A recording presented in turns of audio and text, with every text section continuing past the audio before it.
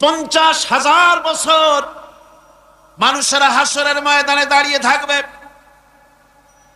50,000 বছর বিচারের দিনটা লম্বা হবে 50 আলফা সানা মিম্মা তাউদ্দুন। এই পৃথিবীতে তোমাদের গণনা মতে 50,000 বছর যত বড় লম্বা, কিয়ামতের বিচারের দিনটা হবে অত বড় লম্বা। মানুষেরা হয়রান হয়ে যাবে। মানুষের মাথার চান্দি, গুনাহগারের মাথার চান্দি ফেটে গিয়া মগজগুলি গলে গলে পড়তে লাগবে। জিহ্বাটা ঝুলে কুকুরের মতো নাভিস্থল পর্যন্ত পড়ে যাবে। সারা ময়দানে পানি পানি বলে চিৎকার হতে থাকবে। মানুষেরা বিভীষিকাময় দৃশ্য দেখে হয়রান হয়ে যাবে। ভয়ের চোটে কলিজা গলার কাছে চলে আসবে। কোনো উপায় নাই। মানুষেরা হয়রান হয়ে গিয়ে হযরত আদম আলাইহিস সালামের কাছে যাবেন। আল্লাহর কাছে একটু সুপারিশ করেন, আমাদের বিচার হয়ে যাক। হযরত আদম বলবেন, আমার দ্বারা সম্ভব নয়। আমি নিজে আল্লাহর এক হুকুমকে ভঙ্গ করেছিলাম। জানি না আল্লাহ রাব্বুল আলামিন আমার সাথে আজকে কি ব্যবহার করেন। মিয়া সাহেব মাথা খাটা, বুদ্ধি খাটা, চিন্তা করেন আকল দিয়ে, বিবেক দিয়ে। আবাল বাশার আদম আলাইহিস সালাম আল্লাহর দরবারে কথা বলতে সাহস পাবেন না। বলবেন নূহের কাছে যাও। নূহ আলাইহিস সালাম বলবেন আমি পারবো না। ইব্রাহিমের কাছে চলে যাও। ইব্রাহিম আলাইহিস সালাম বলবেন আমিও পারবো না। সকলে এক এক অজুহাত দিবেন।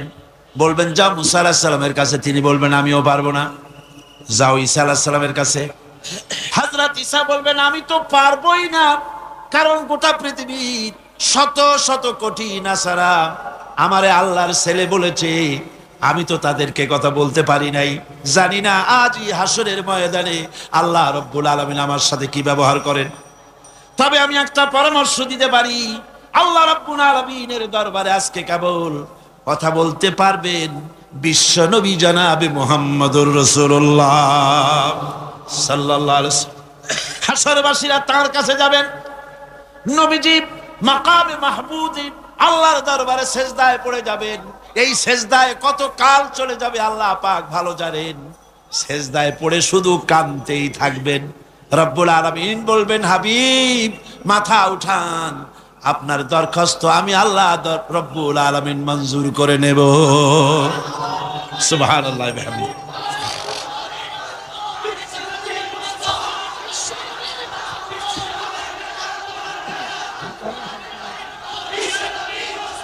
আমার ভাইয়েরা, ওই আল্লাহ রাব্বুল আলামিন বলেন কিয়ামতের দিন, কিয়ামতের দিন, কিয়ামতের দিন আমার সামনে আমার বিনা অনুমতিতে কেউ কথাও বলতে পারবে না। ইয়ালামু মা বাইনা আইদিহিম ওয়া মা খালফাহুম। মানুষের অগ্র পশ্চাৎ কেউ জানে না। মানুষের আগের পাছের সবকিছু খবর আমি আল্লাহ রাব্বুল আলামিনের কাছে আছে, সব আমি জানি। ওয়ালা ইউহিতুনা বিশাইইন মিন ইলমিহি ইল্লা বিমা শাআ। আর আল্লাহর জ্ঞাত বিষয় সমূহের ভিতরে কোন জিনিসই লোকদের জ্ঞানের আওতায় আসতে পারবে না। অবশ্য আল্লাহ যদি কিছু নিজের জ্ঞান থেকে কাউকে জানাতে চান সেটা স্বতন্ত্র কথা। ওয়াসিআ কুরসিয়ুহুস সামাওয়াতি ওয়াল আরদ। তার সাম্রাজ্য সমগ্র আকাশ জমিন, আকাশ মণ্ডল জমিন নিয়ে বিশাল সাম্রাজ্যের একচ্ছত্র অধিপতি। কেউ তার মোকাবেলায় নাই, কেউ তার সমকক্ষ নাই। চিল্লায় কোন সুবহানাল্লাহ। ওয়ালা ইয়াউদুহু হিফযুহুমা ওয়া হুয়াল আলিয়্যুল আযীম। এসব কিছু রক্ষণাবেক্ষণ করতে গিয়ে আল্লাহ পাককে কখনো দুর্বল করে দেয় না, অক্ষম করে দেয় না। আল্লাহ ক্লান্ত হন না, তিনি সর্বজয়ী, সর্বজ্ঞ। সুবহানাল্লাহি ওয়া বিহামদিহি। জোরে কান সুবহানাল্লাহি ওয়া বিহামদিহি। এবার আল্লাহ রাব্বুল আলামিন চোখে দেখা জিনিসগুলি বলতেছেন, বান্দা আমার তাওহীদ দেখতে চাও, চোখে দেখা জিনিসগুলির ভিতরে তাকিয়ে দেখো আমার তাওহীদ বিরাজ করছে। আল্লাহ পাক বলেন আম্মান খালাকাস সামাওয়াতি ওয়াল আরদা ওয়া আনজালা লাকুম মিনাস সামাই মা। কে আছে এমন? তিনি কে যিনি আসমান থেকে পানি বর্ষণ করেন, তিনি যিনি সৃষ্টি করেন এবং তোমাদের খাবারের জন্য, জমিনের ফসলের জন্য আকাশ থেকে বৃষ্টি বর্ষণ করেন, কে? তিনি কে? আল্লাহ ছাড়া। এবং ওই বৃষ্টির পানি দিয়ে জমিন থেকে ফসল উদ্গত করে দেন। তোমরা কি নিজেরা এই ফসল উদ্গত করতে পারো? তোমরা নিজেরা তো পারো না। আমি আল্লাহ রাব্বুল আলামিন আকাশের পানি দিয়া, বৃষ্টি দিয়া জমিনের ফসলগুলি উদ্গত করে দিয়ে তোমাদের খাবারের বন্দোবস্ত করি। আইলাহুম মাআল্লাহি বাল হুম কওমুন ইয়াদিলুন। আমি আল্লাহর সাথে এসব কাজের মধ্যে আল্লাহর সাথে কোনো অংশীদার আছে নাকি কেউ? জোরে বলেন, আছে নাকি কেউ? আল্লাহ আবার বলেন, আম্মান জাআলাল আরদা কারারান ওয়া জাআলা খিলালাহা আনহারা। তিনি কে? যিনি এই জমিনকে বসবাসের উপযোগী করে তৈরি করে দিয়েছেন, স্থিতি করে দিয়েছেন। জমিন হেলে না, দোলে না, নাচে না, তোমার নিয়ে উল্টায়া ফালায় দেয় না। এই স্থিতি করে জমিনকে তৈরি করেছেন।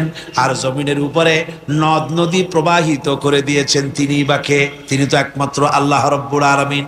পাহাড় দিয়া জমিনটাকে, পাহাড় দিয়া এমন ভাবে টাইট করে দিয়েছেন যাতে করে জমিন তোমাকে নিয়ে নড়াচড়া করতে না পারে। আল্লাহ পাক বলেন, আইলাহুম মাআল্লাহি বাল আকসারুহুম লা ইয়ালামুন। এসব কাজে আল্লাহর সহযোগী আছে নাকি কেউ? জোরে বলেন, আছে। সুতরাং তোমাদের অনেকেই এসব কথা বুঝতে পারো না, চিন্তা করো না। তোমাদের সমস্ত বিপদ আপদ মুসিবত সব সময় সব জায়গায় আমার সাহায্য বর্তমান। তাওহীদ ছড়িয়ে আছে পৃথিবীর সর্বত্র, আকাশে, জমিনে, মহাশূন্যে। এসবগুলি দেখে এর দ্বারা তোমরা হেদায়েত নিতে পারো। ভাইরা আমার, এই তাওহীদে পরিপূর্ণ বিশ্বাস করতে হবে।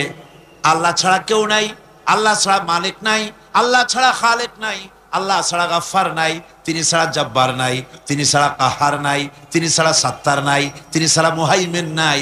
তিনি সব কিছুর মালিক, সন্তান দেওয়ারও মালিক, আবার না দেওয়ারও মালিকও তিনি। সন্তান কে দেন? জোরে বলেন, কে দেন? যারে খুশি ছেড়ে দেন, যারে খুশি মেয়ে দেন, যাকে খুশি ছেলেও দেন, মেয়েও দেন, আবার যাকে খুশি কিছুই দেন না। সব কিছুর ক্ষমতা তার। আমাদের দেশে এমন লোক আছে যে স্ত্রীর বারবার মেয়ে হয়, এই জন্য বউটাকে ধরিয়া তালাক দিয়ে দিছে। শুনছেন না এরকম? স্ত্রীর যদি বারবার মেয়ে হয়, ছেলে হয় না, সেজন্য কি স্ত্রী দায়ী? মানুষ কি দায়ী? যদি মানুষ দায়ী হয় তাহলে শুধু স্ত্রী দায়ী হবে কেন? তুমি পুরুষ, তুমিও তো দায়ী হবা। সুতরাং মানুষকে সন্তানের জন্য কেউ কাউকে দায়ী করতে পারে না। দেওয়ার মালিক আল্লাহ। সন্তানও দিতে পারেন, নাও দিতে পারেন, সবকিছু তিনিই করতে পারেন। এখন এই তাওহীদের মুমিন ব্যক্তির উপরে তাওহীদের 10টা দাবি আছে। অনেকগুলি দাবি, তার মধ্যে 10টি দাবির কথা আমি আপনাদের সামনে বলবো। কয়টা দাবি? 10টা ইনশাআল্লাহ। 10টি বড় দাবি। অনেকগুলি দাবি আছে মুমিনের প্রতি। ঈমান আনছি এ কথা বললেই হলো না, এ কথা বললেই হলো না। পশ্চিম দিকে সেজদা দিতে দিতে কপালে দাগ ফেললেই হলো না। তাওহীদ বুঝতে হবে আর ঈমানের দাবি, তাওহীদের দাবি পরিপূর্ণ করতে হবে। সেটা কি? সে দাবি হচ্ছে মুমিন ব্যক্তির নিকট তাওহীদের যে মূল দাবি, সেটা হলো আল্লাহর মর্জিকে গুরুত্ব দিতে হবে সবচাইতে বেশি, আর মহব্বত করতে হবে আল্লাহকে সবচাইতে। এটা হলো তাওহীদের দাবি। সবচাইতে ভালোবাসতে হবে কাকে? আল্লাহ পাক কোরআনে কারীমের মধ্যে বলেন, ওয়া মিনান নাসি মান ইয়াত্তাখিযু মিন দুনিল্লাহি আনদাদান ইউহিব্বুনাহুম কাহুব্বিল্লাহ। মানুষের ভিতরে এরকম অনেক মানুষ আছে, আল্লাহরে যেভাবে ভালোবাসা উচিত সেভাবে ভালোবাসে না, বরং এত সব কিছু জানার পরে, আল্লাহর এত অবদান পাওয়ার পরে আল্লাহর পরিবর্তে মানুষকে বেশি ভালোবাসে। আল্লাহকে ভালো যতটা বাসা উচিত এরকম বাসে না। সুতরাং মুমিনের প্রথম দাবি হলো তাওহীদের প্রথম দাবি হচ্ছে আল্লাহর যা করতে হবে আল্লাহকে খুশি করার জন্য। কারে খুশি করার জন্য? যা করব কারে খুশি করার জন্য? আল্লাহকে খুশি করার জন্য। আল্লাহর কথা অনুযায়ী, নবীর কথা অনুযায়ী কাজটি করতে হবে আল্লাহকে খুশি করার জন্য। আর ভালোবাসতে হবে সবচাইতে বেশি, জীবনের চাইতে বেশি কাকে? আল্লাহকে। আল্লাহ সুবহানাহু ওয়া তাআলা, তাকে ভালোবাসতে হবে। এটা হলো আপনার তাওহীদের প্রথম দাবি। তাওহীদের দ্বিতীয় দাবি, আল্লাহ রাব্বুল আলামিনের দরবারে কৃতজ্ঞতা স্বীকার করতে হবে, তার কৃতজ্ঞতা স্বীকারকারী বান্দায় পরিণত হয়ে যেতে হবে। আল্লাহ পাক বলেছেন, ওয়াশকুরু লিল্লাহি ইন কুনতুম ইয়্যাহু তা'বুদুন। প্রকৃতপক্ষে তোমরা যদি আল্লাহর বান্দাই হয়ে থাকো তাহলে কৃতজ্ঞতা স্বীকার করবে আল্লাহর, একমাত্র তারই প্রশংসা করবে, তার কাছেই শুকরগুজারি করবে। এই শুকরটা যদি বেশি করো তাহলে আল্লাহ খুশি হবেন। আল্লাহ বলছেন, লা ইন শাকারতুম লা আযীদান্নাকুম ওয়া লা ইন কাফারতুম ইন্না আযাবি লাশাদীদ। আমার শুকর যদি আদায় করো বেশি করে, তাহলে আমার শুকর আদায় করলে নিয়ামত আমি বাড়ায় দেব। আর যদি না শুকর হও, কৃতজ্ঞ যদি হও, শুকরিয়া আদায় না করো, তাহলে মস্ত বড় শাস্তি আমি তোমাদের জন্য রেখে দিয়েছি। মানুষের অভ্যাস হলো যখন সুদিন আসে আল্লাহরে ভুলে যায়, আর যখন বিপদ আসে তখন আল্লাহর কথা খুব মনে পড়ে। কথা ঠিক কিনা? আল্লাহকে খুশি করার জন্য আল্লাহর কথা অনুযায়ী, নবীর কথা অনুযায়ী কাজটি করতে হবে আল্লাহকে খুশি করার জন্য। আর ভালোবাসতে হবে সবচাইতে বেশি, জীবনের চাইতে বেশি কাকে? আল্লাহকে। আল্লাহ সুবহানাহু ওয়া তাআলা, তাকে ভালোবাসতে হবে। এটা হলো আপনার তাওহীদের প্রথম দাবি। তাওহীদের দ্বিতীয় দাবি, আল্লাহ রাব্বুল আলামিনের দরবারে কৃতজ্ঞতা স্বীকার করতে হবে, তার কৃতজ্ঞতা স্বীকারকারী বান্দায় পরিণত হয়ে যেতে হবে। আল্লাহ পাক বলেছেন, ওয়াশকুরু লিল্লাহি ইন কুনতুম ইয়্যাহু তা'বুদুন। প্রকৃতপক্ষে তোমরা যদি আল্লাহর বান্দাই হয়ে থাকো তাহলে কৃতজ্ঞতা স্বীকার করবে আল্লাহর, একমাত্র তারই প্রশংসা করবে, তার কাছেই শুকরগুজারি করবে। এই শুকরটা যদি বেশি করো তাহলে আল্লাহ খুশি হবেন। আল্লাহ বলছেন, লা ইন শাকারতুম লা আযীদান্নাকুম ওয়া লা ইন কাফারতুম ইন্না আযাবি লাশাদীদ। আমার শুকর যদি আদায় করো বেশি করে, তাহলে আমার শুকর আদায় করলে নিয়ামত আমি বাড়ায় দেব। আর যদি না শুকর হও, কৃতজ্ঞ যদি হও, শুকরিয়া আদায় না করো, তাহলে মস্ত বড় শাস্তি আমি তোমাদের জন্য রেখে দিয়েছি। মানুষের অভ্যাস হলো যখন সুদিন আসে আল্লাহরে ভুলে যায়, আর যখন বিপদ আসে তখন আল্লাহর কথা খুব মনে পড়ে। কথা ঠিক কিনা? কোরআনে কারীম বলছে, ওয়াইদা আনআমনা আলাল ইনসানি আ'রাদা ওয়া নাআ বিজানিবিহি ওয়াইদা মাসসাহুশ শাররু ফাযু দুআইন আরিদ। আল্লাহ রাব্বুল আলামিন বলেন, যখন আমি বান্দাকে নিয়ামত দেই, নিয়ামত পেলে পরে তখন সেই পিঠ প্রদর্শন করে আমারে বুড়ো আঙ্গুল দেখায়, আর যখন বিপদ আসে তখন লম্বা চৌড়া দোয়া শুরু করে যায়। দেখেন না, যখন তুফান হয়, ঝড় হয়, টর্নেডো হয়, বরকি হয়, প্রচন্ড ঝড় এসেছে, এই ঝড়ের মোকাবেলায় কাঁদতে থাকে, আল্লাহ আমারে বাঁচাও, রক্ষা করো। আল্লাহ যদি দয়া করে মেহেরবানি করে ঘরটারে বাঁচায় দিল, তারপরে সকালবেলা কয় যে আমার বাবা বড় বুদ্ধিমান ছিলেন, পাকা শাল কাঠের খুঁটি দিছিলেন আর তাল গাছের চৌকাঠ দিছিলেন, নইলে কি ঘর টিকতো, যে ধাক্কা লাগছিল। আল্লাহ কয় দেখো বাঁচাইলাম আমি, কানলো আমার কাছে, আর এখন প্রশংসা করে তাল গাছের আর ওর বাপ।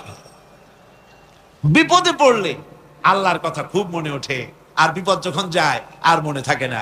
এক বেচারা তুফানের মধ্যে পড়ছিল, নদীর ঢেউ, প্রচন্ড ঢেউ, বলতেছে আল্লাহ কোন রকম রহম করে আমার একটু খাল পর্যন্ত নিয়ে দাও, তারপর আমি যাইতে পারবো না। বিপদ যখন আসে সে সময় আল্লাহর কথা খুব মনে পড়ে বান্দার, আর বিপদ যখন চলে যায় তখন আল্লাহকে বেমালুম মানুষেরা ভুলে যায়। এই জন্য তাওহীদের দাবি হচ্ছে মানুষ যেন শুকরগুজারকারী, কৃতজ্ঞতা স্বীকারকারী বান্দায় পরিণত হয়ে যাবে, সব জায়গায় শুকর করবে আল্লাহ। পানি খাবে, পানি পান করে বলবে আলহামদুলিল্লাহ, খানা খাবে, বলবে আলহামদুলিল্লাহ। কোন একটা ভালো কাজ দেখবে, বলবে আলহামদুলিল্লাহ। সমস্ত প্রশংসা হবে আল্লাহ রাব্বুল আলামিনের। কার হবে? আল্লাহ পাকের শুকরিয়া আদায় করতে হবে। সমস্ত ব্যাপারই শুকরিয়া, কৃতজ্ঞতা আল্লাহ। গাছের ফল খুবই মিষ্টি। আম খেলেন, আমটা খুব মিষ্টি লেগেছে, প্রশংসা এমন হবে না যে এই গাছটা বড্ড ভালো, খুব মিষ্টি আম দেয়, বরং প্রশংসা হবে এই গাছের আমটা যিনি মিষ্টি করলেন সেই আল্লাহ পাকের। কথা বুঝে আসছে? ডাক্তারে ওষুধ দিল, রোগ ভালো হয়ে গেল, প্রশংসা ডাক্তারের হবে না, প্রশংসা হবে ওই ডাক্তারকে সঠিক ডায়াগনোসিস করার তৌফিক যিনি দিয়েছেন, যিনি ওষুধটাকে রোগ মাফ করার জন্য কাজে লাগাই দিলেন। প্রশংসা হবে সেই আল্লাহ রাব্বুল আলামিনের। সব সময় সমস্ত ব্যাপারে প্রশংসার একমাত্র প্রশংসা কার? আল্লাহ। মানুষেরা বোঝে না, মানুষেরা তাই কৃতজ্ঞতা স্বীকার করতে জানে না, আল্লাহ শুকরিয়া আদায় করে না। আল্লাহ পাক বলেন, আমার যত নিয়ামত দিয়েছি নিয়ামতগুলি খাও আর শুকরিয়া আদায় করো। কিভাবে? আলহামদুলিল্লাহি রাব্বিল আলামিন। সবাই পড়েন আলহামদুলিল্লাহি রাব্বিল আলামিন। একটুখানি জোরে সোরে জিকির করেন লা ইলাহা ইল্লাল্লাহ, লা ইলাহা।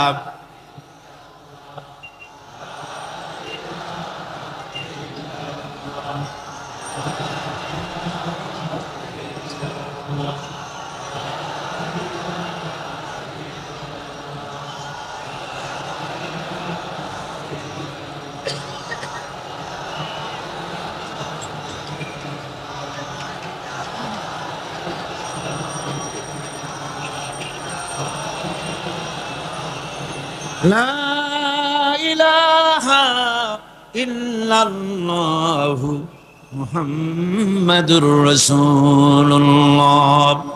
তাওহীদের তৃতীয় দাবি হচ্ছে, দাবিগুলি মুখস্থ করে যান, কাজে লাগবে, কিয়ামতের দিন কাজে লাগবে, দুনিয়ায় কাজে লাগবে। এই তাওহীদ যদি না বুঝি, শিরক থেকে যদি না বাঁচতে পারি, ঈমান যদি বদ্ধমূল না হয়, দুনিয়ার ভিতরে মুসলমান টিকে থাকার কোনো কারণ নাই। আল্লাহ সেই সব নামধারী মুসলমানদের কেন সাহায্য করবে? যারা নামাজ পড়বে, সেজদা দেবে আল্লাহরে, আর সাহায্য চাইবে কোনো কবরের কাছে গিয়া, কোনো খাজার কাছে গিয়া সেজদা দিবে যেখানে সেখানে। 3 নম্বরে তাওহীদের দাবি হচ্ছে কেবলমাত্র আল্লাহ পাককে সেজদা করবে, আর কাউকে সেজদা করা যাবে না। সেজদা হবে কার জন্য? চিল্লা এখন কার জন্য? আল্লাহ রাব্বুল আলামিন বলে দিয়েছেন, চন্দ্রকে সেজদা দিও না, সূর্যকে সেজদা দিও না, কাউকে সেজদা দিবা না। সেজদা দিবা কেবলমাত্র আমি আল্লাহরে। মাথাটা আমার সামনে নত করে দাও।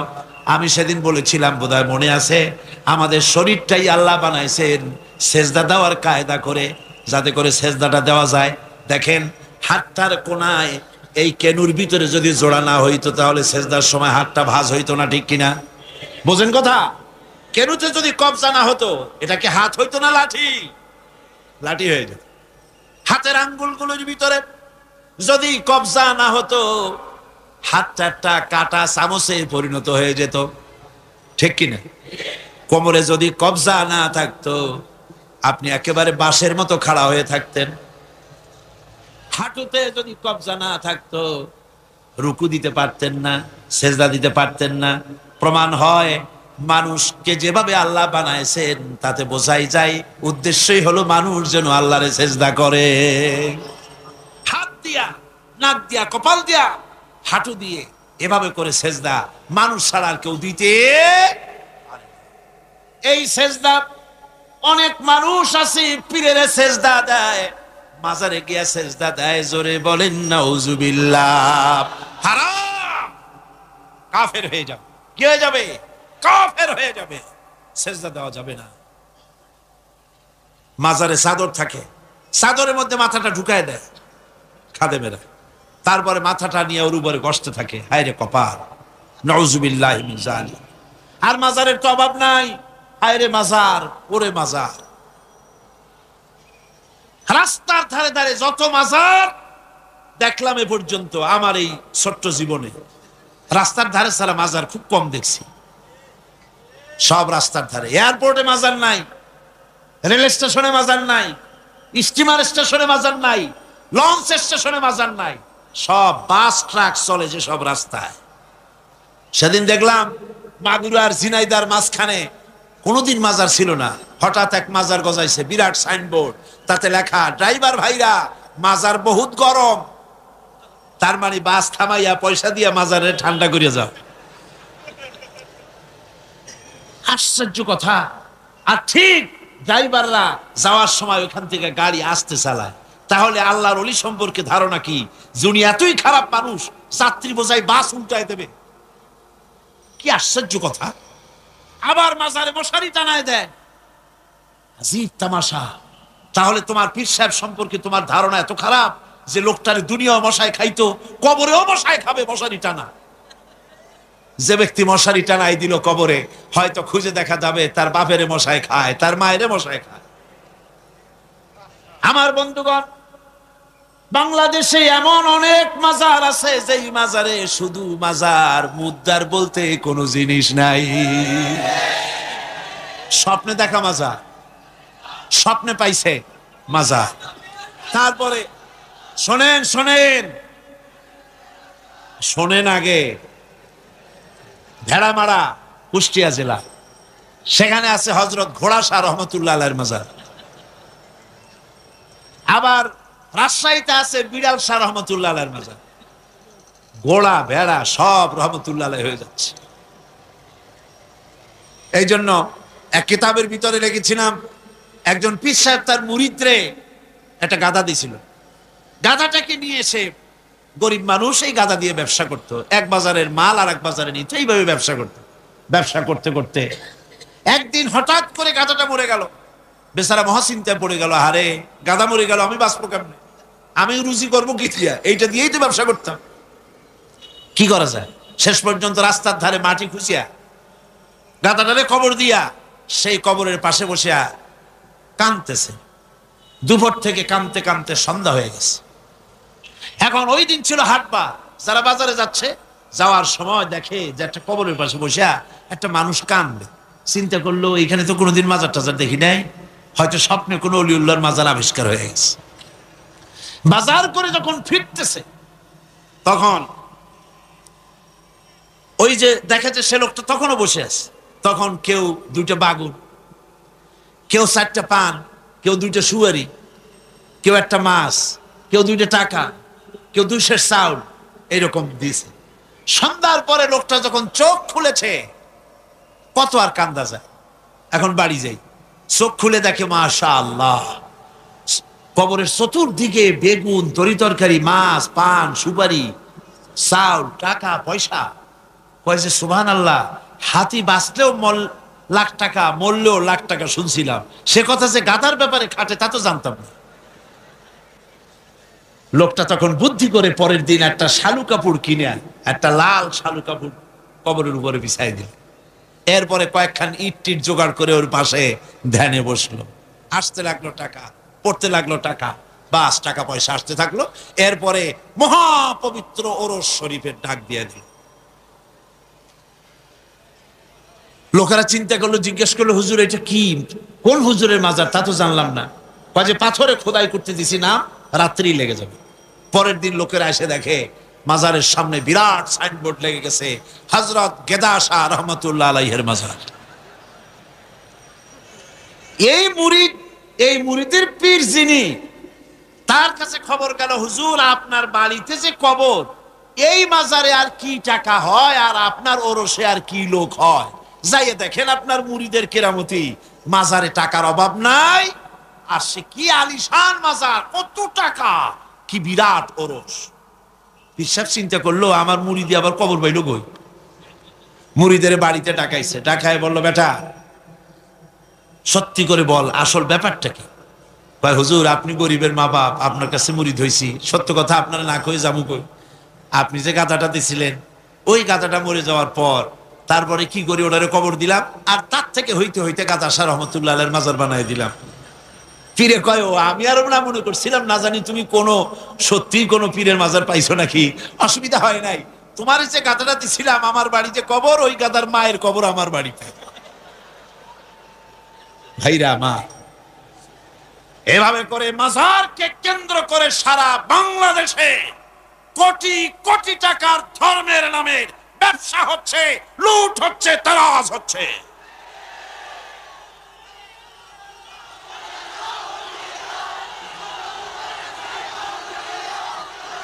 আমার বন্ধুগণ, সুতরাং মাজারে লক্ষ্য করুন, মাজারে সেজদা দেওয়া যাবে না, পীরের সেজদা দেওয়া যাবে না, মাজারে টাকা দেওয়া যাবে না, চাদর দেওয়া যাবে না, আগরবাতি দেওয়া যাবে না, পয়সা দেওয়া যাবে না, মোমবাতি দেওয়া যাবে না। দিবেন আপনারা? দিবেন? কারা কারা দিবেন না দুই হাত উঁচু করে দেখা। আলহামদুলিল্লাহ।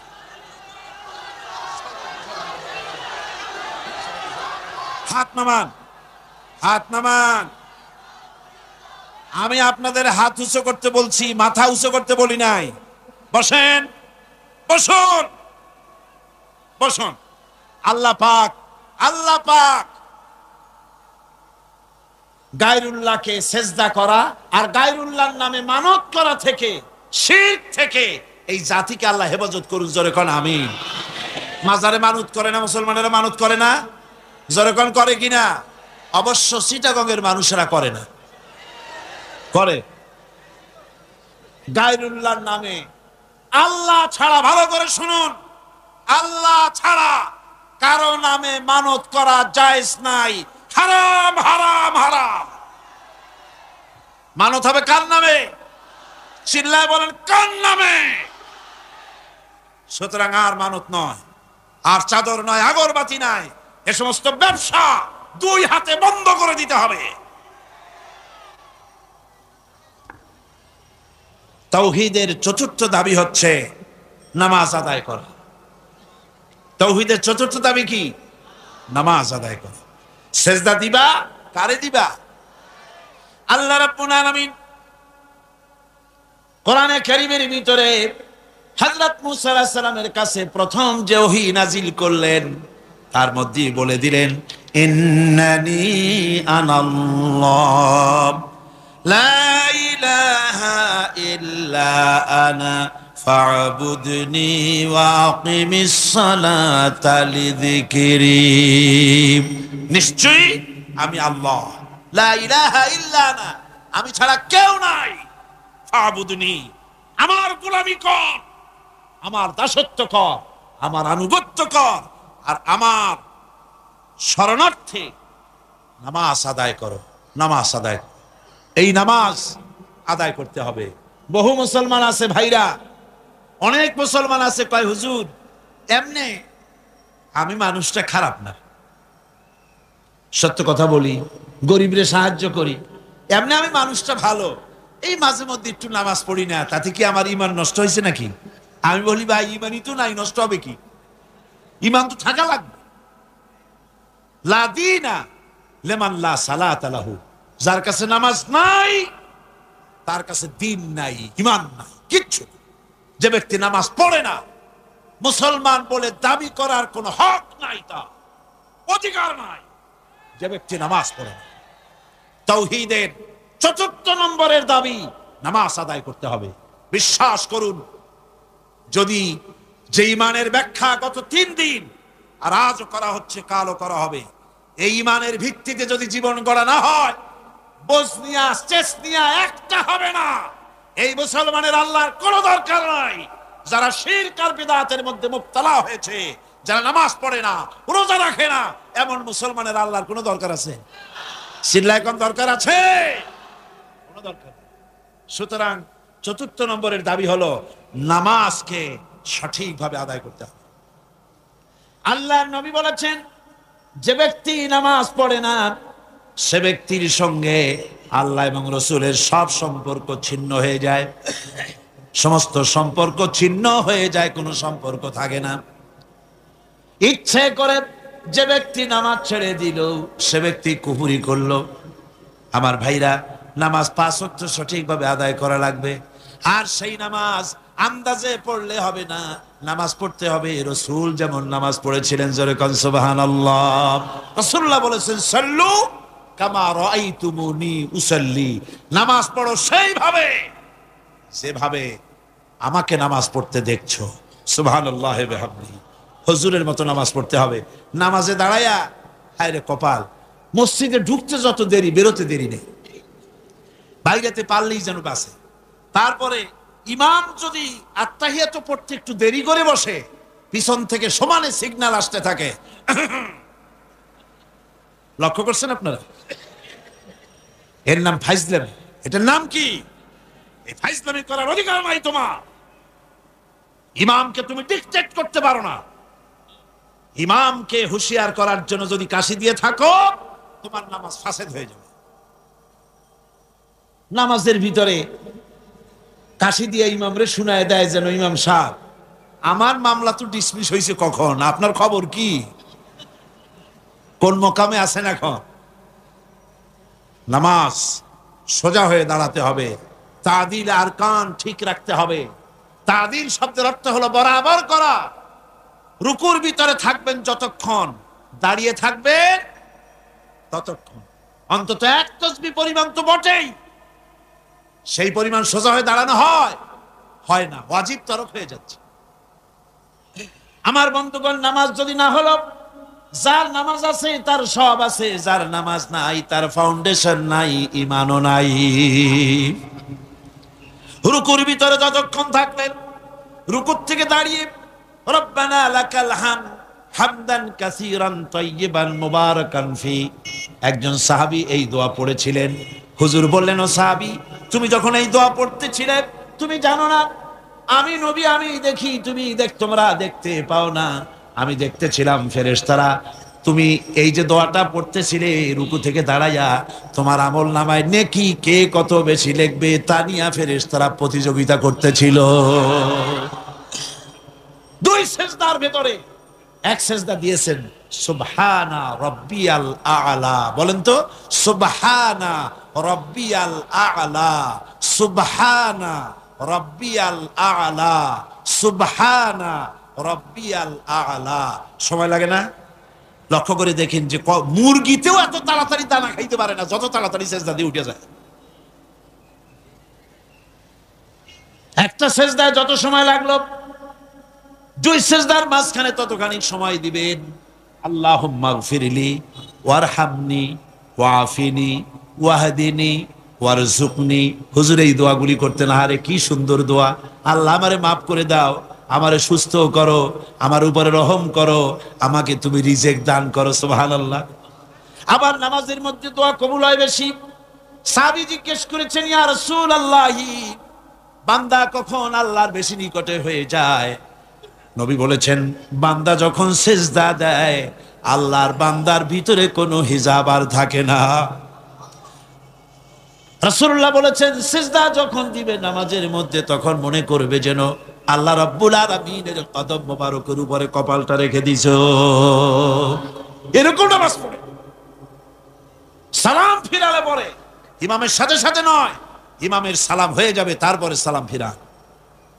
এরপরে ইমামের সালাম ফিরানো হয়ে গেল, তারপরে পড়েন আল্লাহু আকবার। কি বলবেন?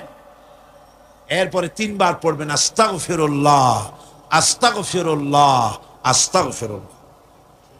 দোয়াগুলি সঠিকভাবে পড়তে হবে। তাওহীদের চতুর্থ নম্বরের দাবি হলো নামাজকে সঠিকভাবে আদায় করতে হবে। আমার ভাইরা, নামাজ ছেড়ে দিলে হবে না।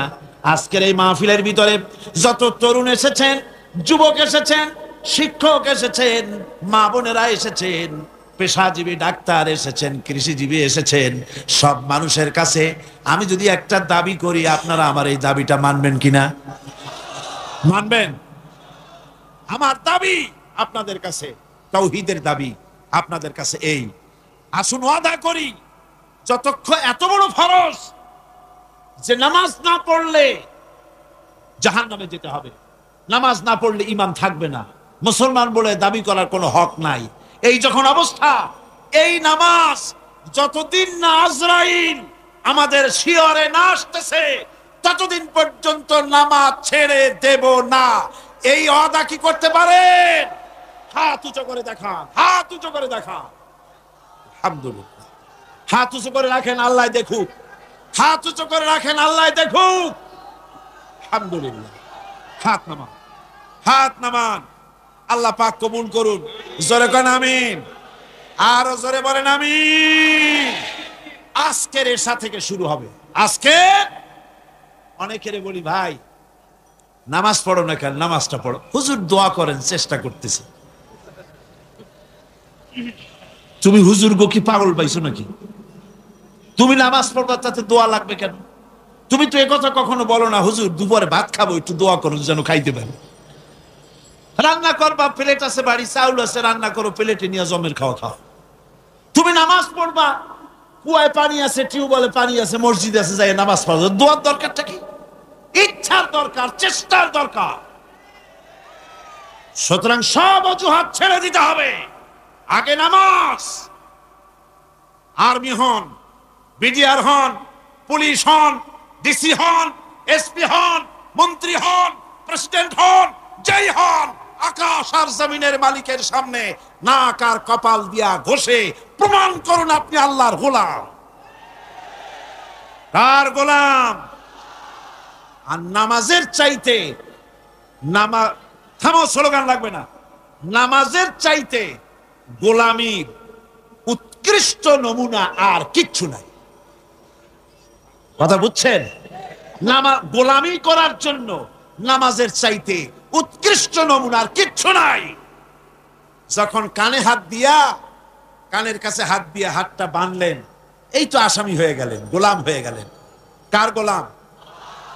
অবশ্যই পৃথিবীর কোন প্রেসিডেন্টের গোলাম নই, কোন মন্ত্রীর গোলাম নই, কোন পীরের গোলাম নই। গোলাম আমি আল্লাহ। সে আল্লাহর দরবারে দাঁড়ায় গেলেন, মাথাটা নিচু করে রুকুতে গেলেন, গোলামির চরম নমুনা দেখায় দিলেন। সেজদায় যখন চলে গেলেন, কত বড় গোলামি দেখায় দিলেন। আল্লাহ নাকটারে কপালটারে ঘষতেছি, আমি তোমার গোলাম। ফজরের আজান হয়ে গেছে, ঘুমায় থেকো না, উযু করো, আর এরপরে মসজিদে চলে যাও। ফজরের নামাজ যদি কেউ জামাতে পড়ে, হাদিস শরীফে এসেছে, সারা রাত ধরে নামাজ পড়লে যে সওয়াব হতো, ওই সওয়াব ফজরের জামাতে আল্লাহ দিয়া দিবে। এত সওয়াব দিয়া মসজিদে বলা হয় হাইয়া আলাস সালাহ, হাইয়া আলাল ফালাহ। এসো নামাজের দিকে, এসো কল্যাণের দিকে। সাহেব ডাকছে, তখন বসে থাকে ঠ্যাঙের উপরে ঠ্যাং ফেলাইয়া, সিগারেট বাম হাতে ধরাইয়া টান দিয়া ফু ছাড়িয়ে দিয়ে দেখে ফু যায় কদ্দুর। কি এর নামাজ, কি এর রোজা? তুমি যদি আল্লাহরে সেজদাই না দিলা, তুমি আর গরু কোনো পার্থক্য নাই। আছে পার্থক্য? আমি কি বেশি বললাম নাকি? বেশি বলি নাই, বরং গরু তোমার থেকে ভালো। গরু আল্লাহর জিকির করে, আল্লাহর স্মরণ করে সবাই। তুমি আল্লাহর স্মরণ থেকে নাফরমান হয়ে গিয়েছো। ফজরের সময় উঠি সেজদা দিয়া প্রমাণ করো, আল্লাহ এই দিন শুরু করলাম তোমার গোলামির মাধ্যমে। কপালটা মাটিতে ঠেকায় দিয়া প্রমাণ করে দিলাম আমি তোমার গোলাম। দুপুরের সময় তুমি যেন আল্লাহর গোলামি ভুলে না যাও, এজন্য জোহরের নামাজ দুপুর বেলায় আরেকবার সেজদা দিয়া প্রমাণ করো, আল্লাহ আমি ভুলি নাই, আমি তোমার গোলাম। আসরে আরেকবার, দিন যখন শেষ হয়ে যায় মাগরিবের সময়, দিন শেষে আরেকবার স্মরণ করিয়ে দিচ্ছি নিজেকে, আল্লাহ আমি তোমার গোলামি ভুলি নাই, আমি তোমার গোলাম। মাথাটা আবার ঘষলাম। রাতে যখন বিছানায় শুতে যাও, ঈশার নামাজের সময় আবার মাথাটা সেজদা দাও, গোলামির নমুনা দেখায় দাও, আল্লাহ এবার শুতে যেতেছি, তোমারে সেজদা দিয়া তারপরে শুতে গেলাম। আমি সবসময় তোমার গোলাম। কার গোলাম? চিল্লা এখন, কার গোলাম? সুতরাং ছাত্র ভাইরা, মা বোনেরা, ছেলেরা, ভাইয়েরা, যুবকরা, তরুণেরা, পেশাজীবী, কৃষিজীবী, সাংবাদিক, যারা আসছে সকলের প্রতি দাবি, এই যে ওয়াদা করেছেন, হাত উঁচু করছেন, দেখছে কে? সাক্ষী কে? আজ এশা থেকে আমল করবেন। মনে করবেন আজ না, এই কাল পরশু থেকে শুরু করব। কাল পরশু আপনি বাঁচবেন, কোন পাগলে বলছে? কোন প্রমাণ আছে তার? কোন প্রমাণ আছে? নাই। সুতরাং 5 ওয়াক্ত নামাজকে সঠিকভাবে আদায় করতে হবে। এটাই হলো, এটা কি? তাওহীদের চতুর্থ নম্বরের দাবি। পঞ্চম নম্বরের দাবি হলো আল্লাহর হুকুম পালনকারী বান্দায় পরিণত হতে হবে। আল্লাহ যা হুকুম করেছেন তা সব মেনে নিতে হবে। ফাইলাহুকুম ইলাহুন ওয়াহিদুন ফালাহু আসলিমু ওয়া বাশশিরিল মুখবিতিন। অতএব তোমাদের আল্লাহ রাব্বুল আলামিনের সামনে, এক আল্লাহর সামনে আনুগত্যের মস্তক অবনত করে দাও। আর আনুগত্যকারীদের জন্যই রয়েছে আল্লাহর সুসংবাদ। তাদের জন্য খুশখবরি আছে জান্নাতের, যারা নাকি আনুগত্য করে, যারা মাথা নত করে আল্লাহর দরবারে, তাদের জন্যই শুভ সংবাদ আছে। তাওহীদের ষষ্ঠ দাবি, তাওহীদের 6 নম্বরের দাবি হলো আল্লাহ কি ভয় করতে হবে। কারে ভয় করা লাগবে? ভয় করবেন কারে? ইয়া আইয়ুহাল্লাযীনা আমানুত্তাকুল্লাহা হাক্কা তুকাতিহি ওয়া লা তামুতুন্না ইল্লা ওয়া আনতুম মুসলিমুন। ইয়া আইয়ুহাল্লাযীনা আমানু, হে বিশ্বাসীরা, ভয় করো আমি আল্লাহকে। ভয় করার মতো যেমনটি ভয় করা উচিত তেমনটি ভয় করো। দিনের বেলা ভয় করবেন, রাত্রে বুঝি করবেন না নাকি? কি গান? দিনে যে আল্লাহ দেখে, রাত্রে বুঝি দেখে না? অফিসে দেখে না? সব জায়গায় দেখে, সব জায়গায় দেখে। আপনি যদি ঘুষ খান, আল্লাহ টের পায় না? কোন টের পান কিনা? এসে বলছে, স্যার এই যে চাইছিলেন টাকাটা নেন, এবং আমার কাজটা একটু করে দিয়ে। রোজার দিন ওই টাকা কি হাতে নেওয়া যায়? আশ্চর্য কথা, আপনি তো টাকা চাইছিলেন, চাইছি তাই কি হয়েছে? রোজা রেখে ওই সব টাকা হাতে নেওয়া যায় নাকি? করবো কি? টেবিলের ড্রয়ারে থুয়ে যাও। টেবিলের ড্রয়ারে টাকা থুইয়া তারপরে লোকটা বলতেছে, স্যার আপনি যা করলেন আমার একটা গল্প মনে পড়ে গেল, যদি কিছু মনে না করেন। কয় বলো কি গল্প? কয় যে একটা লোক খুব বেশি পাকা ফজলি আম দিয়া, দুধ দিয়া ভাত মাখাইয়া খাচ্ছিল। তারপরে ছেলেকে ডেকে বলছে, এই বল্টু চামচ নিয়ে আয়। কয় বাবা হাত দিয়ে তো ভাত খাচ্ছিলে, আবার চামচ কেন? কয় তুই তার বুঝবি কি, আমটা এত বেশি পাকা যে দুধ দিয়ে যখন মাখাইছি একেবারে আমাশা রুগীর বিষ্ঠার মতো লাগে, সেই জন্য হাত দিয়া খেতে ঘৃণা করে বলে চামচ দিয়া খাইতে চাইছি। রোজার দিন ওই টাকা কি হাতে নেওয়া যায়? সুতরাং ড্রয়ারের মধ্যে ধুয়ে যাবে। তাহলে বোঝা গেল লোকটা আল্লাহরে ভয় করে না। রোজা রাখে ঠিক, নামাজ পড়ে ঠিক, আল্লাহরে ভয়, আল্লাহর ভয় যদি অন্তঃকরণে থাকে ঘুষ খেতে পারে না। জোরে বলেন পারে? জোরে বলেন পারে? যে ঘুষ খাও, গরিব মানুষেরা ঘুষ দেয় কাজ আদায় করার জন্য, কিন্তু টাকায় বরকত হয় না। বেতন পায় 5,000 টাকা, কিন্তু বাড়িতে রঙিন টেলিভিশন, ডিশ অ্যান্টিনা, ঠেলা কথা, পোলাও কোরমার অভাব নাই, বড় বড় পাঙ্গাস হুজুরের বাড়ি হাজির, তারপরে খাসির চর্বি, জব্বের খাওয়া খায়। বেতন 5,000, মাসে ইনকাম করে লাখখানেক টাকা, কিন্তু বরকত নাই। কিরকম বরকত নাই? ঘরে আসছে, সারাদিন খাটাখাটনি করে এসে দেখে মেয়ে একটা গড়াগড়ি করতেছে। কি হয়েছে তোর? আমার পেটে ব্যথা। আর একটা দাঁড়ায় রয়েছে, তোর হয়েছে কি? আমার জেনে ধরছে। বউ মাথা ধরে বসে আছে, তোমার কি? আমার মাথা যায় ছিড়িয়া বেদনার চোটে। ছেলে একটা দাঁড়ায় লাফায়, তোর কি হয়েছে? কয় আমি মরবো। এখন ওজারে টাকা দাও, বৈদ্যরে টাকা দাও, মৌলবীরে টাকা দাও, তারে পয়সা দাও, ওজা আনো, বৈদ্য আনো, ডাক্তার আনো। আনতে আনতে কামাই করছিল 1 লাখ, খরচ হয়ে গেল 1.5 লাখ। হারামে বরকত নাই। হারামে বরকত আছে? বরকত নাই। দেখেন না, কুত্তার বাচ্চা হয় কয়টা বছরে? হ্যাঁ, শ্রীরঙের কুত্তা নাই? কয়টা হয় বাচ্চা বছরে? 7টা 8টা। অর্থ আর কোনো জন্ম নিয়ন্ত্রণের বালাই নাই, জন্মের হওয়া হয়। এই যে কুত্তা এত হওয়া হইল, সব কুত্তা যদি বাঁচত, আপনারা রাস্তায় হাঁটতে পারতেন? হাঁটতে পারতেন? কুত্তার জ্বালায় হাঁটতে পারতেন না, যেহেতু ওটা হারাম। জন্মের হওয়া হইল, অত কোনো বরকত নেই। আর গরু হলো হালাল। গাভী বাছুর দেয় কয়টা? কয়টা? মাত্র 1টা বছরে। আর তারপরে মুসলমানেরা কুয়াতুল মুসলিমিন, জন্মের খাওয়া খায় এই গরু। এরপরে গরুর অভাব আছে? যেহেতু ওটা হালাল, এতে বরকত হয়।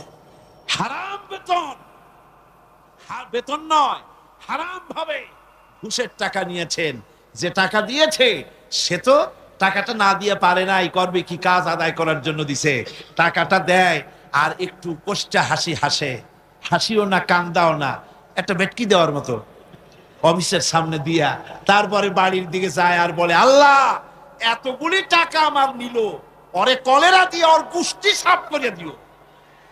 এই বদদোয়া করে, এই বদদোয়া করে। তাই ঘুষখোর অফিসারদের কামাই রুজিতে বরকত নাই। কথা ঠিক কিনা কর?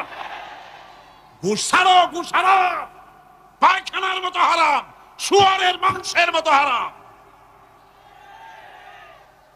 ঘুষ হারাম, সুদ হারাম। সুতরাং আল্লাহরে ভয় করো। ইমানের ৬ষ্ঠ নম্বরের দাবি, ভয় করতে হবে কাকে? আল্লাহ রাব্বুল আলামিনকে ভয় করতে হবে। ৭ম নম্বরের তাওহীদের দাবি হচ্ছে সাহায্য চাইতে হবে কেবলমাত্র আল্লাহ রাব্বুল আলামিনের কাছে। প্রত্যেক নামাজের ভিতরেই তো আমরা বলি, ইয়্যাকা না'বুদু ওয়া ইয়্যাকা নাস্তাঈন। পড়েন সবাই, ইয়্যাকা না'বুদু ওয়া ইয়্যাকা নাস্তাঈন। একমাত্র আমি তোমার গোলাম আর তোমার কাছেই সাহায্য যাচিয়া করি। নামাজের মধ্যে এই কথা কইয়া তারপরে সাহায্য চান মানুষের কাছে গিয়া, ছেলে দাও, মেয়ে দাও, স্বাস্থ্য ভালো করো, এই সমস্ত কথা গিয়া বলেন, সম্পূর্ণ উল্টা খাসলা, শিরকের মধ্যে মুবতালা হয়ে যাচ্ছেন। চাইতে হবে আল্লাহর কাছে, গোলামিটা হবে আল্লাহর। গোলামিটা হবে কার? সেই গোলামি কোথায়? নামাজে শুধু না, শুধু নামাজে নয়, নামাজটা পড়েন যার হুকুম মতো, রোজা রাখেন যার হুকুম মতো, দোকান চালাতে হবে তার হুকুম মতো। দোকানে গিয়ে দেখা যায় দোকানদার ওজন যখন দেয়, আল্লাহ বলেছেন ওজনে কম দিও না। বান্দা এমন ভাবে দাড়ি পাল্লা ধরে, ক্রেতা মনে করে আমারে বুঝি 1 কেজির জায়গায় 1.5 কেজি দিছে। বাড়ি এনে মেপে দেখবেন 1400 টাকার বেশি না।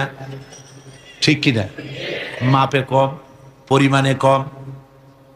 তাহলে তো গোলামি হলো না। জমিনের আইল ঠেলে জনমের ঠেলা। একদিকে নামাজ পড়ে আল্লাহরে বলে, ইয়্যাকা না'বুদু, তোমার গোলামি করি। গোলামির প্রমাণ দেখো, জমিনে যখন জমিন চাষ করে, চাষ করার সময় লাঙ্গলের মাথা বুঝি খারাপ হয়ে যায় আইলের কাছে গেলে? আইল ঠেলিয়া একেবারে কাম শেষ। আমার ছাত্র জীবনে একবার স্টিমারে যাচ্ছিলাম কোন এক জায়গায়, বিছানা রাখা একজন লোককে বললাম, ভাই আমার বিছানাটা দেখেন, আমি উজু করে আসি।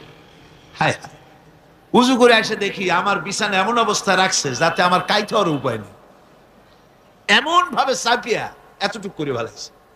বললাম, হাসি মুখে বললাম, ভাই আপনার এই আচরণে প্রমাণ হলো মাত্র ৬-৭ ঘন্টার জার্নিতে বা 12 ঘন্টার জার্নিতে আপনার আমার বিছানার আইল যখন ঠিক রাখতে পারেন নাই, আপনার জমিনের কাছে যার জমিন আছে সে আইলও আপনি ঠিক রাখতে পারছেন বলে মনে হয় না।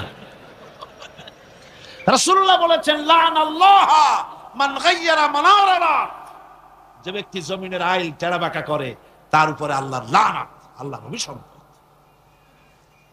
আল্লাহর কাছে বললেন, আল্লাহ ইয়্যাকা না'বুদু, তোমার গোলামি করি। এই গোলামির প্রমাণ দিতে হবে, বাজারে দিতে হবে, হাটে দিতে হবে, দোকানে দিতে হবে, অফিসে দিতে হবে, আদালতে দিতে হবে, কলে দিতে হবে, কারখানায় দিতে হবে, সেক্রেটারিয়েটে দিতে হবে, বঙ্গভবনে দিতে হবে, কলেজে দিতে হবে, বিশ্ববিদ্যালয়ে দিতে হবে, রান্নাঘর থেকে শুরু করে বঙ্গভবন পর্যন্ত সব জায়গায় গোলামি হবে কার? চিল্লায় বলেন, কার গোলামি? আল্লাহর গোলামি।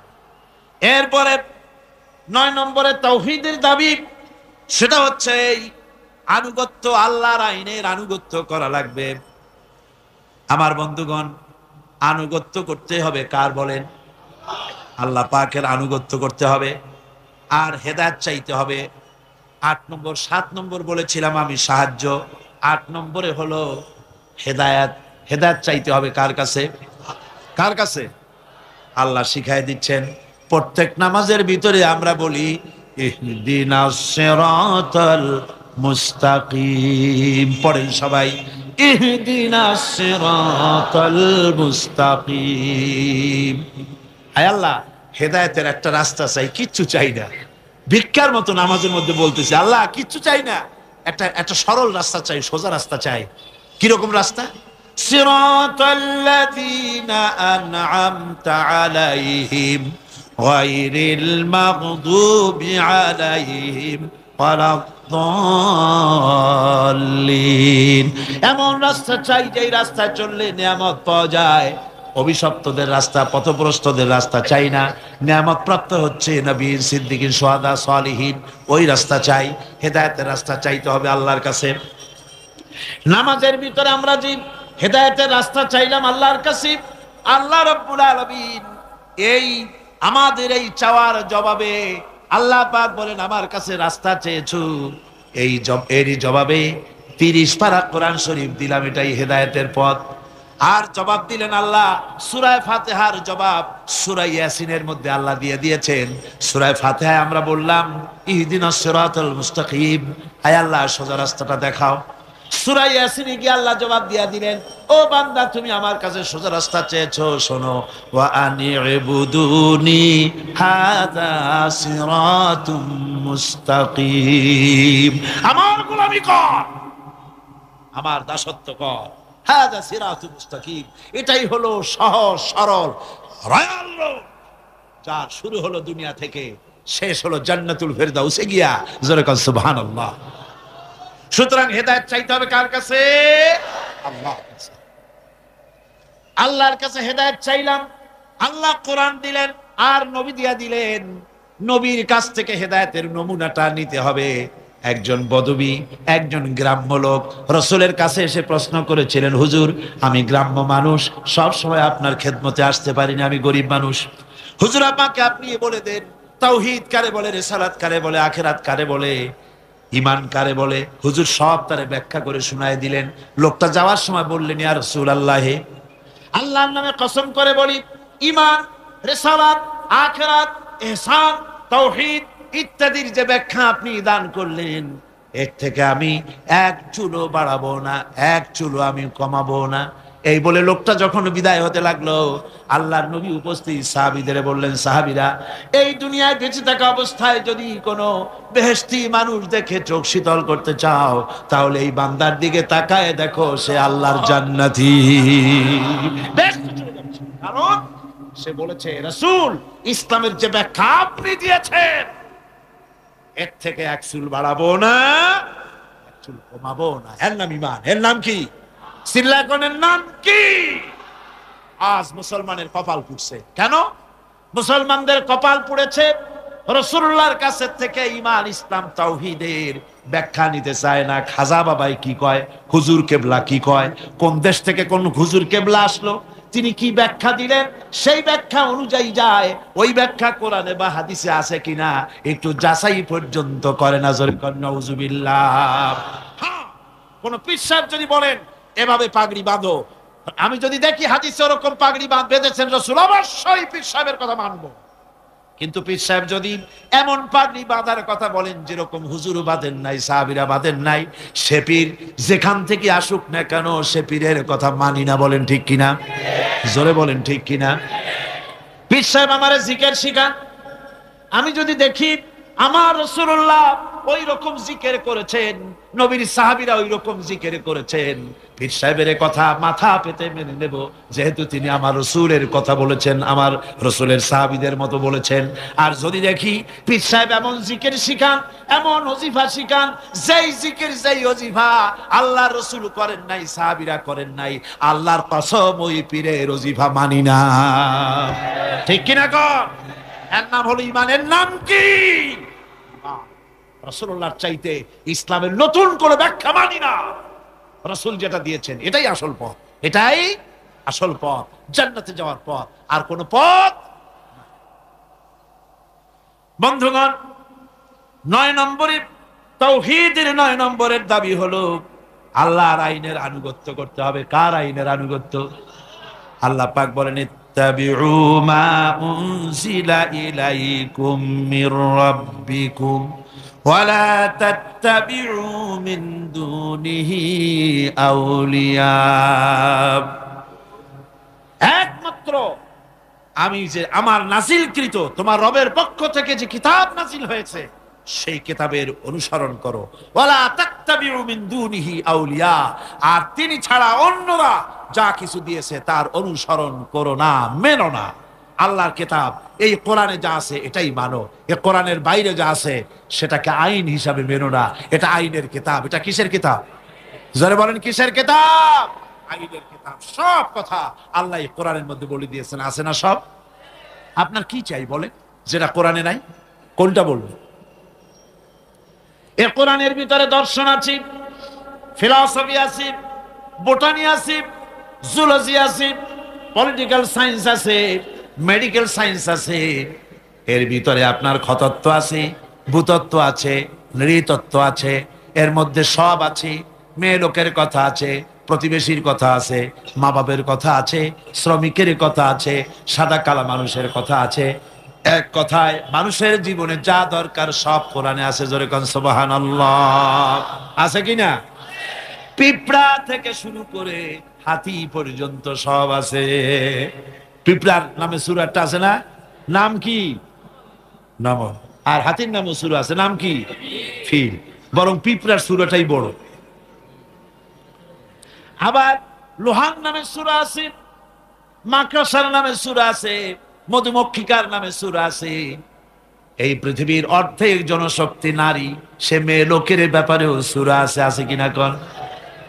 এসব কথা আমি আগামীকাল বলবো ইনশাআল্লাহ। আল্লাহ পাক বলেন তিবিয়ানান লিকুল্লি শাই, খুলে খুলে সব কথা কোরআন শরীফের মধ্যে আমি বলে দিয়েছি। সুতরাং মানব রচিত সব মতবাদ ছেড়ে দিয়ে মানব রচিত সব মতবাদ দুপায়ে দোলে আসতে হবে কোরআনের ছায়াতলে। কোথায় আসতে হবে? কোরআনের ছায়াতলে আসতে হবে। সব ভুলে যেতে হবে, সবকিছু অন্ধকার, আর ইসলাম হলো নূর। এই পৃথিবীতে আপনারাই আমাকে বলেন, সমাজতন্ত্র আল্লাহর তৈরি না মানুষের তৈরি? পুঁজিবাদ আল্লাহর তৈরি না মানুষের তৈরি? ধর্ম নিরপেক্ষতাবাদ আল্লাহর তৈরি না মানুষের তৈরি? কমিউনিজম আল্লাহর তৈরি না মানুষের তৈরি? জাতীয়তাবাদ আল্লাহর তৈরি না মানুষের তৈরি? আর ইসলাম কার তৈরি বলেন? এ কোরআন কার তৈরি বলেন? এই কোরআন শরীফের ভিতরে আল্লাহ রাব্বুল আলামিন গ্যারান্টি দিতেছেন, ফামান তাবিআ হুদায়া ফালা খাউফুন আলাইহিম ওয়ালা হুম ইয়াহজানুন। এই কোরআন যারা মেনে চলবে তাদের জন্য কোনো ভয় নাই, তাদের জন্য কোনো চিন্তা নাই। আলা খাউফুন আলাইহিম, ভয় নাই, চিন্তা নাই। কিসের ভয় নাই, কিসের চিন্তা নাই? কোরআনের আইন যে দেশ মানবে, কোরআনের আইন যে দেশ, যে রাষ্ট্র, যেই জনগণ মানবে, তাদের জন্য খাওয়া পড়া, শিক্ষা, চিকিৎসা, বাসস্থানের চিন্তা থাকবে না। আর হত্যা, ধর্ষণ, হাইজাক, লুট ইত্যাদির কোনো ভয়ও থাকবে না। দুনিয়ায় শান্তি পাবে, কিয়ামতের দিন জাহান্নাম থেকে আল্লাহ মুক্তি দিয়া দিবেন। জোরে বলেন সুবহানাল্লাহ। সুতরাং এই কোরআনের দিকে আসতে হবে, কোরআনের দিকে আমাদেরকে এগিয়ে আসতে হবে।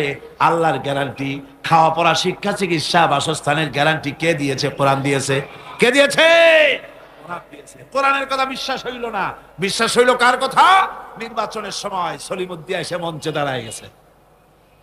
একজন, উনি দাঁড়াবার আগে একজন এসে বলল, ভাইয়ের আমার, বোনের আমার, এতক্ষণ ধরে যার বক্তব্য শোনার জন্য প্রচন্ড রৌদ্রের ভেতরে প্রতীক্ষায় ছিলেন, ইনি সেই গরিবের বন্ধু, শ্রমিকের শত্রু নাকি জানি, জনগণের কলিজার টুকরা, কৃষকের নয়নের মণি, সাধারণ মানুষের ঘিলুর চামড়া, অমুক চেরাগালী সাহেব। উনি এবার বক্তব্য রাখবেন। উনি বললেন, এবার আমি দাঁড়াইছি, আমারে ভোট দেন। সালাম কত তখন, মাশাআল্লাহ। ধর্মের কথা ওরা আমাদের বলে, আমরা নাকি ধর্মের নামে রাজনীতি করি, ধর্ম নিয়ে নাকি আমরা ব্যবসা করি। নাউজুবিল্লাহ। ধর্ম ব্যবসা তো ওরা, ধর্ম ব্যবসায়ী কারা? ওরাই। মৌসুম আসলে পরে সারা বছরে সালাম দেয় না, নির্বাচন যখন আসে, হায়রে সালাম, সালাম দিতে দিতে আসসালামু আলাইকুম, এত সময় বলবে কতক্ষণ? খালি কয় চালকুম চালকুম, তাড়াতাড়ি হয়ে যায়। দ্রুত সালামের ব্যবস্থা। তারপরে বাড়ি বাড়ি গিয়ে হাজির, সালামের দেখেন গরজ কত। বরিশালে শুনে আসলাম একজন ক্যান্ডিডেট নাকি এরকম গত নির্বাচনে সালাম দিতে দিতে একেবারে শেষ। তারপরে রাতে বাড়ি ফিরতেছে ক্যানভাস করে, রাত্রিবেলায় যাওয়ার সময় রাস্তা দিয়ে যাচ্ছে, সাথে লোকজন আছে, সামনে দেখে রাস্তার উপরে একটা মানুষের মতো, কয় আসসালামু আলাইকুম, জবাব নেই। আরে ভাই, জবাব না দেন, ভোট না দেন, সালামের জবাবটা তো দিবেন, তাও কথা কয় না। তারপর আচ্ছা ঠিক আছে একটু মুসাফা করি, হাত দিয়েছে, তা হাতও বাড়ায় না, ব্যাপারটা কি? সালাম দেই, সালামদের জবাব দেয় না, হাত বাড়াইলাম, মুসাফা করে না, কি কাছে যায় দেখে যে মানুষ না মরা খাজুর গাছ। এই গরজ হয় তখন, বাড়ি বাড়ি যায়, মানুষের দরদে অস্থির, লক্ষ লক্ষ টাকা খরচ করে নির্বাচনে জনগণের মহব্বতে। তার মানে হলো নির্বাচন হচ্ছে একটা ইলেকশনে জিতে যাওয়া, এটা হলো বড় রকমের একটা কৃষি ক্ষেত। এখানে 10 লাখ জমা করতে পারলে, মন্ত্রী হইতে পারলে 20 কোটি টাকা ইনকাম করার পথ হয়ে যায়, বিরাট বিরাট বড় লোক হয়ে যায়। তখন আর গরিবের কথা মনে থাকে না। মাশাআল্লাহ, গর্দান এইরকম মোটা হয়, ফিরতে পারে না, সশরীরে ফেরা ছাড়া খালি মাথা ফিরাইতে পারে না, গাজী রকেটের মতো। তারপরে পেট মাশাআল্লাহ এরকম উকুন মারা যায় পেটের উপরে। কোন হলে যদি ঢোকে, হলের মধ্যে যারা থাকে তারা কয় যে শুধু তো পেট দেখি, নেতা কই? কই নেতা তো পিছনে। জনগণের মাল খাইয়া তারপরে এইভাবে হারাম খেয়ে শরীরকে পরিপুষ্ট করে, মানুষকে ধোকা দেয়, আর মানুষগুলো ধোকায় পড়ে যায়। আমার ভাইরা, ধোকায় আর পড়বেন, আর পড়বেন। এবার সুযোগ এসে যাচ্ছে সামনে, জাতীয় নির্বাচন আসতে হবে। কেয়ারটেকার সরকারের অধীনে বাংলাদেশে নির্বাচন হবেই হবে ইনশাআল্লাহ।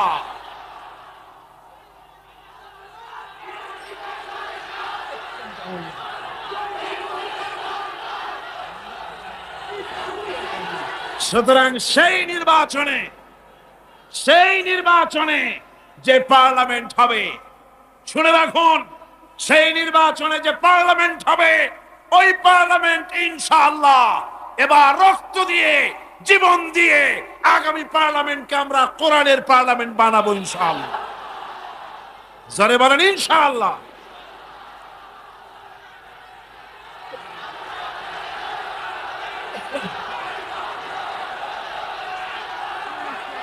আমার বন্ধুগণ, এবারে শেষ নম্বর, এবারে সর্বশেষ নম্বর, তাওহীদের 10 নম্বর দাবি হলো, তাওহীদের 10 নম্বরের দাবি হচ্ছে আল্লাহ পাকের নির্ভেজাল খাঁটি বান্দায় পরিণত হতে হবে। এটা হলো ইমানের দাবি, তাওহীদের দাবি। মুমিনের কাছে যারা ইমান এনেছে বলে দাবি করেছে, আল্লাহরে মানি বলে যারা দাবি করেছে, তাদের জন্য 10 নম্বরের তাওহীদের দাবি হতেছে নির্ভেজাল খাঁটি মুসলমান হতে হবে।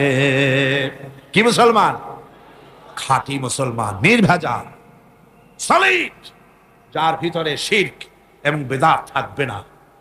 ভয় করবে কেবলমাত্র আল্লাহকে, নামাজ পড়বে 5 ওয়াক্ত, সুদ খাবে না, ঘুষ খাবে না, জিনা করবে না, জমিনের আইল ঠেলবে না, আর বাঁচবে তো বাঁচবে আল্লাহর জন্য, মরবে তো মরবে। আল্লাহ রাব্বুল আলামিন শিখায় দিচ্ছেন এরকম খাঁটি বান্দা হওয়ার জন্য বলো, কুল ইন্না সালাতি ওয়া নুসুকি ওয়া মাহইয়ায়া ওয়া মামাতি লিল্লাহি রাব্বিল আলামিন। পড়েন সবাই, ইন্না সালাতি ওয়া নুসুকি ওয়া মাহইয়ায়া ওয়া মামাতি লিল্লাহি রাব্বিল আলামিন। নিশ্চয়ই আমার নামাজ, আমার কুরবানি, আমার হায়াত, আমার মওত সবকিছু ওই আল্লাহর জন্য, যিনি তামাম জাহানের পালনেওয়ালা রব। ওই আল্লাহর জন্য, আমার বেঁচে থাকা আল্লাহর জন্য, আমার মরে যাওয়া আল্লাহর জন্য, আমার নির্বাচন আল্লাহর জন্য, আমার ভোট আল্লাহর জন্য, আমার ক্যানভাস আল্লাহর জন্য, আমার সাদা আল্লাহর জন্য, আমার ব্যবসা আল্লাহর জন্য, আমার মরে যাওয়া আল্লাহর জন্য, আমার জন্ম থেকে শুরু করে মৃত্যু পর্যন্ত সব কাজ কার জন্য? জোরে বলেন, জোরে বলেন, কার জন্য? এখন এক শ্রেণীর মানুষ আছে যারা নাকি জীবনকে দুইটা ভাগ করে জীবনকে। এক ভাগে আল্লাহ রাসূল নামাজ রোজা হজ যাকাত, আর এক ভাগে আর এক ভাগে হলো তার নির্বাচন, ভোট, রাজনীতি, অর্থনীতি, ব্যবসা বাণিজ্য, দুইটা ভাগ করে। করে কিনা কন? করে কিনা? অবশ্য চট্টগ্রামে করে না, নাকি করে? জীবনটারে দুইটা ভাগ বানায়। অথচ যে ব্যক্তি পড়েছি লা ইলাহা ইল্লাল্লাহু মুহাম্মাদুর রাসূলুল্লাহ, এভাবে জীবন কি, যে ব্যক্তি এই কালেমা পড়েছে তার জীবন দুই ভাগ করার উপায় নাই, দুই ভাগ করার উপায় নাই, একমুখী হতে হবে। নামাজ, রোজা, হজ, যাকাত, ব্যবসা বাণিজ্য, ভোট, নির্বাচন, হরতাল, ধর্মঘট, বেঁচে থাকা মরে যাওয়া সব হবে কার জন্য? জোরে কোন? আল্লাহর জন্য। আর দুইটা ভাগ যদি করে তাহলে মুনাফিক হয়ে যাবে। কি হয়ে যাবে? আপনি বলতে পারেন যে লা ইলাহা ইল্লাল্লাহ মুহাম্মাদুর রাসূলুল্লাহ পড়লাম, এই কলেমা, এই কলেমার মধ্যে নির্বাচন, ভোট ঢুকলো কেমনে? এর অর্থ তো আল্লাহ ছাড়া কোনো ইলাহ নাই, আইনদাতা নাই, বিধানদাতা নাই, মুহাম্মদ সাল্লাল্লাহু আলাইহি ওয়াসাল্লাম আল্লাহর প্রেরিত রাসূল। তা আপনি এর মধ্যে ইলেকশন, ভোট, হরতাল এ সব কিছু ঢুকাইলেন কেন? প্রশ্ন করতে পারেন। দেখেন, ঢুকাইছি এইভাবে, আমি তো ঢুকাই নাই, আগেই ঢুকিয়েছে। আপনারা যখন বিবাহ করছিলেন, মৌলভী সাহেব বলছিল অমুক, অমুকের মেয়ে অমুককে এত টাকা মহারানা তোমার নেকাহে সুপর্দ করলাম, তখন আপনারা কি কইছিলেন? আরে ভাই, এখন লজ্জা কিসের? তখন না নাকে রুমাল দিয়ে বসেছিলেন, বলছিলেন যে কবুল, তাই না? বলছিলেন কবুল। আচ্ছা, কবুল হল, পরের একটা মেয়ে লোক আপনার জন্য কি হয়ে গেল? হালাল হয়ে গেল। পরের একটা মেয়ে লোক, মাত্র 3টা অক্ষর, বাংলায় 3টা অক্ষর কবুল, এই কবুল করলেন, কাবিলতু বললেন, গ্রহণ করলেন, বলে নিলেন, এরপরে মেয়ে লোকটা হালাল হয়ে গেল। 6 মাস পর মেয়ে লোকটা বলল, আমার কাপড় ছিঁড়ে গেছে, কাপড় কিনে দাও। বাপের বাড়ি যাব, পয়সা দাও, বাপের বাড়ি যাব। অসুখ করেছে, ডাক্তার এনে দাও। আপনি বললেন, এ কোন জ্বালায় পড়লেন? আমি তো বলছিলাম কবুল, কাপড় কিনে দেওয়া লাগবে, বাপের বাড়ি যাওয়ার খরচ দেওয়া লাগবে, ডাক্তারের খরচ দেওয়া লাগবে, এই সব তো আমি বলি টলি নাই। আবার উল্টাটা দেখেন, রাতের বেলায় স্ত্রী বলছে, স্বামী বলতেছে স্ত্রীকে, মশারিটা টানায় দাও, সকালবেলায় আমার খুব ভোরে যেতে হবে, সকালবেলা উঠেই রান্না করে দেবা, আমার ছেলেটারে ধোয়াই দাও, জামাগুলি সাফ করে দাও। বউ যদি বলে, আমি তো মৌন সম্মতি হইয়া বসেছিলাম, তোমার কাপড় দিয়ে দেওয়া লাগবে, সকালবেলা রাঁধতে দেওয়া লাগবে, তোমার ছেলে মেয়ে ধোয়াইয়া সাজাই দেওয়া লাগবে, তারপরে তোমার ভাত রান্না লাগবে, মশারি টানান লাগবে, এই সব কথা তো আমি রাজি ছিলাম না। এটা কি কথা বলো তুমি? এইরকম যদি বলে, এই বৈবাহিক সম্পর্ক টিকবে? এ দাম্পত্য জীবন টিকবে? আমিন। রব্বানা যালামনা আনফুসানা ওয়া ইল্লাম তাগফির লানা ওয়া তারহামনা লানাকুনান্না মিনাল খাসিরিন। রব্বানা লা তুযিগ কুলুবানা বা'দা ইয হাদাইতানা ওয়া হাব লানা মিন লাদুনকা রাহমাতান ইন্নাকা আনতাল ওয়াহ্হাব। আয় আল্লাহ রাব্বুল আলামিন, এই বিশাল লক্ষ লক্ষ মুসলমান নরনারী দীর্ঘক্ষণ ধরে তোমার দ্বীনের কথা, কোরআনের কথা আমরা শুনেছি, মেহেরবানি করে সওয়াবটুকুন জনাবে মুহাম্মদ রাসূলুল্লাহ সাল্লাল্লাহু আলাইহি ওয়াসাল্লামের রূহ মুবারকে পৌঁছায়া দাও রব্বুল আলামিন। আমরা যারা হাত তুলেছি, এর মধ্য থেকে মা বাপ যাদের দুনিয়া থেকে বিদায় হয়ে গেছে, আয় আল্লাহ, আজকে পবিত্র জুমার রাত, বড় আশা করে হাত তুললাম, মা বাপ আমাদের যারা বিদায় হয়ে গেছে, কবরগুলিকে জান্নাতের টুকরা বানায়া দিও। রব্বির হামহুমা কামা রব্বায়ানি সগীরা। সবাই পড়েন, রব্বির হামহুমা কামা রব্বায়ানি সগীরা।